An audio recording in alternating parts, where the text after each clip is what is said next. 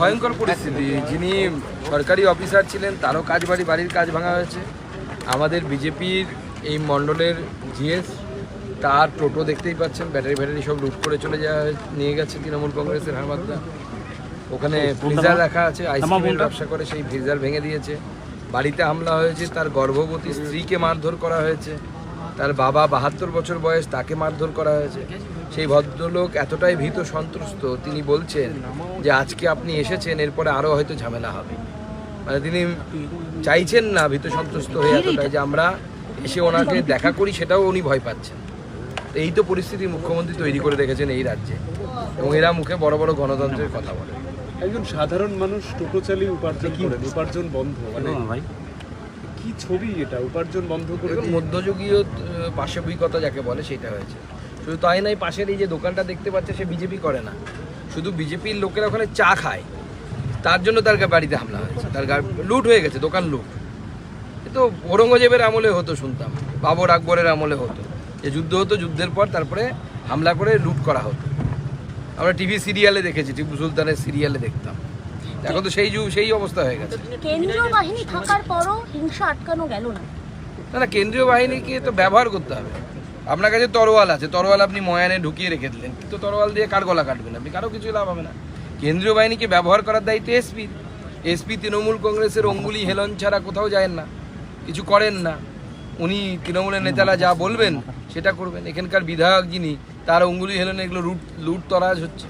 অন্য জায়গার লোকেরা এসে এখানকার লোকেদের উপর অত্যাচার করছে। আচ্ছা, পুলিশ আপনাদের সঙ্গে এসেছে, কিন্তু যখন যে মুহূর্তে ঘটনা ঘটছিল তখন তাদের কোনো খোঁজ পাওয়া যায়নি, এটাকে কিভাবে দেখছি? পুলিশ পৌঁছচ্ছে, একটু দেরি করে পৌঁছচ্ছে, মানে কাজটা যেন হাসিল হয়ে যায়।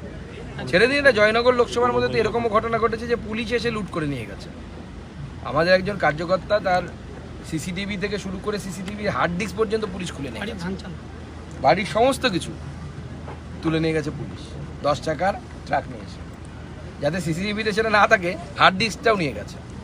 সুকান্তদা, আপনি বললেন যে যারা আপনাদের কর্মীরা ভয় পাচ্ছেন যে আপনারা আসার পর আরো পরিস্থিতি, সেই পরিস্থিতি হলে মোকাবিলা কিভাবে সম্ভব? বা এই মানুষ, অসহায় মানুষগুলো যাবেনই বা কোথায়? দেখুন, আমরা আপাতত প্রশাসনের উপর ভরসা রাখার চেষ্টা করছি। প্রশাসনকে বারবার বলছি যে কিছু করুন।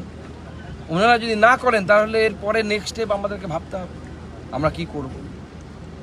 কিন্তু প্রশাসনকে তো আমরা প্রথমে বলবো, গণতান্ত্রিক দেশে প্রশাসনকে বলাটাই নিয়ম এবং রীতি।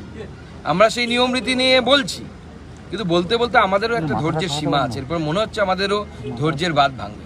এই এলাকার বহু মানুষ ঘর ছাড়া, বহু মানুষ ঘর ছাড়া, নিজের এলাকায় থাকতে পারছে না, এবং তারা অন্য জায়গায় লুকিয়ে থাকতে বাধ্য হচ্ছে।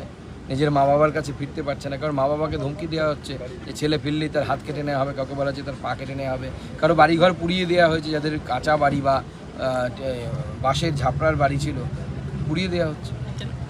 এলাকার তৃণমূল নেতৃত্বকে কোনো বার্তা দেবেন? বার্তা তো আমরা একটাই দেবো, যে শান্তি প্রতিষ্ঠার বার্তা দেবো। শুধু তো সাধারণ মানুষ আক্রান্ত তাই নয়, একটি টিভি চ্যানেলের সাংবাদিক পর্যন্ত মাথায় কোপ খেয়েছে এই এলাকায়। TV9-এর সাংবাদিক, তিনি পর্যন্ত মাথায় কোপ খেয়েছে। অর্থাৎ গণতন্ত্রে যেখানে চতুর্থ স্তম্ভ সাংবাদিক বান্টি ব্যানার্জি না বান্টি মুখার্জি, আপনারা দেখেছেন তার মাথার কি অবস্থা। তো মুখ্যমন্ত্রী এগুলো দেখতে পান কিনা আমি জানি না, নাকি সারাক্ষণ ভাইপোর ছবি দেখে, ভাইপো ভাতিজাদের ছবি দেখে আনন্দের কাটান।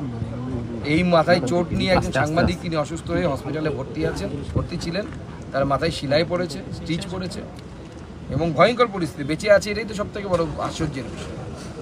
এটা যদি হয় গণতন্ত্র, মুখ্যমন্ত্রীকে সত্যি আমরা ধন্যবাদ জানাই এই ধরনের গণতন্ত্র প্রতিষ্ঠা করার জন্য।